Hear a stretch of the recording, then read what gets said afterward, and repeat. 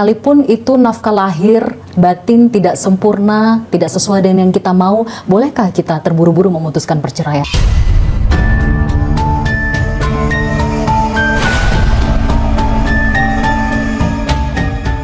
Ingat, perceraian jangan mudah kita ucapkan. Jangan mudah laki-laki juga untuk memberikan cerai itu. Perceraian itu nanti paling akhir.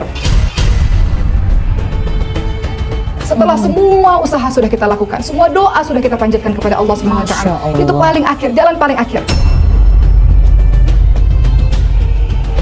Sekarang ketika masih diberi kesempatan oleh Allah, saya bisa kok bertahan, insya Allah, insya Allah. Saya yakin dia bisa berubah, insya Allah. Batu ditetesin air, lama-lama dia berubah. Hati dengan kelemah lembutan, lama-lama dia terbuka.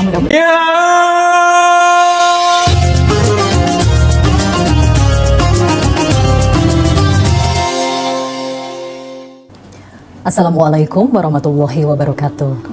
Halo sahabat Ummah yang dirahmati Allah SWT. Apa kabar Anda hari ini? Semoga selalu sehat, selalu bahagia, dirahmati, diberkahi oleh Allah SWT. Sahabat Ummah, di dunia ini kita pasti mengalami banyak ujian. Salah satunya adalah ujian perpisahan, atau dalam tanda kutip jika ini terjadi dalam rumah tangga, kita sebut dengan perceraian. Siapa yang ingin bercerai? Istri, suami yang niat awalnya menikah tentu tak menginginkan perceraian. Namun faktanya di kehidupan nyata sangat banyak sekali pasangan suami istri yang bercerai. Walaupun awalnya tidak ada keinginan untuk bercerai. Sebenarnya bagaimana Islam memandang perceraian? Apakah dibolehkan atau dilarang? Bagaimana caranya kita sebagai istri atau suami memiliki ilmu yang baik untuk bisa bertahan atau mempertahankan rumah tangga kita agar terhindar dari perceraian? Bagaimana caranya agar kita menjadi pasangan yang sabar, baik suami maupun istri, agar tidak bercerai? Di luar sana banyak wanita atau istri, lelaki atau suami yang berjuang keras untuk mempertahankan rumah tangganya, namun tidak kuasa bertahan. Ujung-ujungnya adalah bercerai. Bagaimana Islam dalam memandang perceraian? Apakah dibolehkan atau sebenarnya ini adalah dosa dan dilarang, tidak diperbolehkan, dihindari? Jangan sampai ada perceraian dalam rumah tangga. Bagaimana Islam memandang perceraian, Ummah? Allah SWT membolehkan perceraian, namun hal itu sangat dibenci oleh Allah SWT. Sebuah perbuatan yang sangat dibenci walaupun dibolehkan. Teman-teman yang dirahmati oleh Allah SWT, semua dari kita tidak ada seorang pun yang ketika menikah ingin bercerai, tidak mungkin. Semua dari kita litaskunu ilaiha wa ja'ala bainakum mawaddatan wa rahmah. Kita semua ingin pernikahan kita sakinah, mawaddah wa rahmah. Tapi terkadang ada ujian-ujian yang kadang-kadang kita tidak terduga bahwa itu terjadi pada diri kita, sehingga pilihannya bertahan atau harus berpisah. Maka kita harus lihat dulu hukum asal dari orang-orang yang bercerai. Maknanya yang pertama, hukum asal dari perceraian adalah haram. Hukum asal haram. Hukum asalnya adalah haram.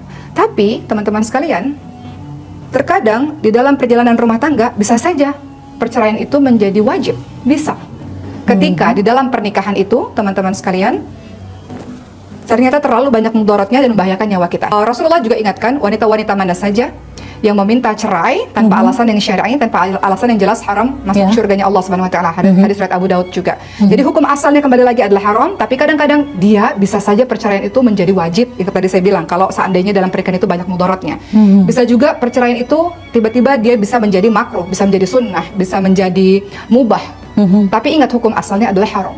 Tapi bagaimana berikutnya tergantung dari bagaimana keadaan di dalam rumah tangga itu sendiri. Tidak mungkin kita mempertahankan pernikahan kita seandainya terlalu banyak dizalimi dan itu membahayakan nyawa kita, membahayakan anak-anak kita. Tidak mungkin. Jadi bisa saja perceraian menjadi wajib. Artinya adalah kalau dilakukan, maka itu bisa menyelamatkan dan mendatangkan kemaslahatan lebih banyak. Bisa. Tapi selagi kita masih bisa mempertahankan, maka pertahankan. Perceraian adalah jalan paling akhir setelah semua upaya sudah kita lakukan. Masya Allah. Kita kalau melihat beberapa sumber, ada beberapa banyak sekali kisah tauladan terkait dengan bagaimana seorang wanita terutama berjuang dalam mempertahankan rumah tangganya. Hikmah apa yang bisa kita ambil dari kisah Asyah dengan Fir'aun? Betul. Nah, Fir'aun sangat cinta Asyah, tapi Fir'aun kejam pada yang lain-lain. Seperti itu. Sampai akhirnya Nabi Musa semakin besar dan Nabi Musa alaihissalam mengajarkan agama tauhid yang menyembah Allah kepada Siti Asyah. Dan Siti Asyah mendapatkan cahaya tauhid itu dalam hatinya dan beribadah sampai suatu ketika akhirnya ketahuan oleh Fir'aun dan akhirnya dibunuh. Dibunuhnya dengan cara Siti Asiyah diletakkan di satu tempat ya, di padang pasir yang luas dan Ya. diikat dan kemudian dibunuh. Dan Subhanallah. mendapatkan syurga atas kesabaran yang sangat luar biasa. Jadi hikmah apa yang bisa kita ambil dari kisah Asiyah dalam menghadapi suaminya Fir'aun? Teman-teman sekalian, suami kita bukan Fir'aun. Ya. Insya Allah, dengan kesabaran yang teman-teman lakukan, insya Allah, dengan doa di sepertiga malam yang teman-teman terus ucapkan dengan cucuran air mata itu, dengan teman-teman terus memperbaiki ibadah teman-teman, kata ulama, perbaiki hubunganmu dengan Allah, maka Allah perbaiki hubunganmu dengan sesama manusia. Ya. Bukan tidak mungkin suami kita itu bisa mendapatkan hidayah, suami kita itu bisa berubah, bukan tidak mungkin. Buah kesabaran dari seorang istri yang salehah, banyak cerita itu teman-teman sekalian. Jadi doakan agar siapapun yang Allah uji pernikahannya, doakan setulus hati, doakan agar Allah SWT tolong dia, Masya Allah. ubah dia menjadi lebih baik.